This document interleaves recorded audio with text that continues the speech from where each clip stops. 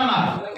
కానీ అదే అబద్ధపు మాటలతో రైతు రుణమాఫీ చేస్తామని ఆ రోజు నిన్ను మోసం చేసుకుంటే రైతులకి చిల్లి గవ్వ కూడా ఇవ్వలేదు. ఇప్పుడు పథకాలు పెట్టారు ఇద్దరు.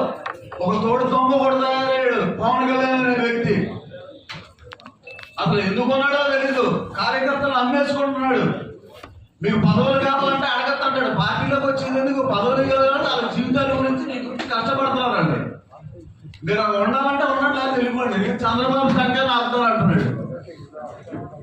పథకాల విషయంలోకి వస్తే మొన్న కూడా మేనిఫెస్టోలో చూసుకున్నట్టయితే సూపర్ 6 అన్నాడు. సూపర్ 6 లో ఏ ఒక్క హామీని నెరవేర్చలేదు.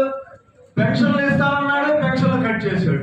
ఉద్యోగాలు ఇస్తానన్నాడు, వ్యాపారాల కింద మొదలు పెట్టారు. ఇప్పుడు మన డిఎస్సి అంటే మన ఉత్తరాంధ్రలోనే నాకు తెలిసి ఆంధ్ర యూనివర్సిటీలో రైలు పగలు చదువుకొని హాస్టల్స్ కూడా లేకపోతే చెట్ల కింద కుర్చీలు వేసుకొని కూర్చునేది ఆ డిఎస్సి చదువుకోవడానికి అని చెప్పి. ఒక డిఎస్సి ఉద్యోగం వస్తే చాలు అని చెప్పి ఏళ్ల తరబడి చదువుతూ ఉంటారు. నోటిఫికేషన్స్ గురించి చూస్తూ ఉంటారు. అలాంటి నోటిఫికేషన్ కూడా ఇది వ్యాపారం చేసుకొని 15 లక్షలకి 20 లక్షలకి చౌకబారుగా రాజుగారు చెప్పినట్టు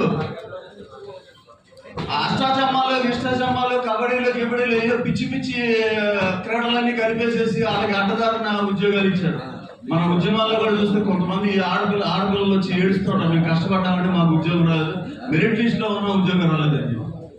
నోటిఫికేషన్ వేసేది డబ్బులు ఎలా సంపాదించుకోవాలా అని.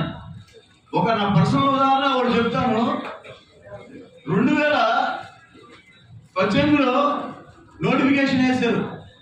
రోస్టర్ లేదు, ఏమీ లేదు. అప్పుడు కూడా లోకేష్ ఒక అసిస్టెంట్ ప్రొఫెసర్ పోస్ట్ ని 50 లక్షలు 70 లక్షలకి బేరం పెట్టేశాడు డైరెక్ట్ గా. నేను 8 రోజులు నిరాపేక్ష కూర్చున్నాను ఆంధ్ర యూనివర్సిటీలో.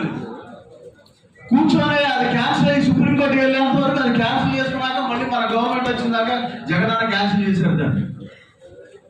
ఈ ఉద్యోగాల నోటిఫికేషన్ లో కూడా మోసం.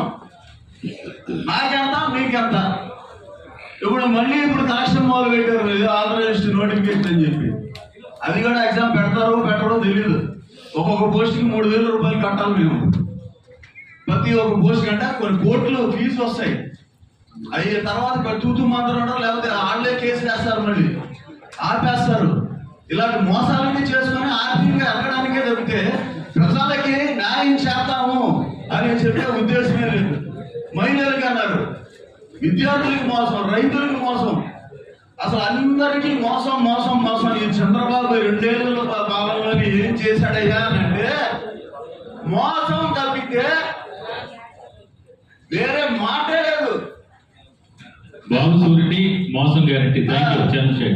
బాబు సూర్యుడి మోసం గ్యారంటీ. నాకు ఈ అవకాశం ఇచ్చినందుకు పెద్దలు కేకే రాజు గారికి అందరికీ హృదయపూర్వక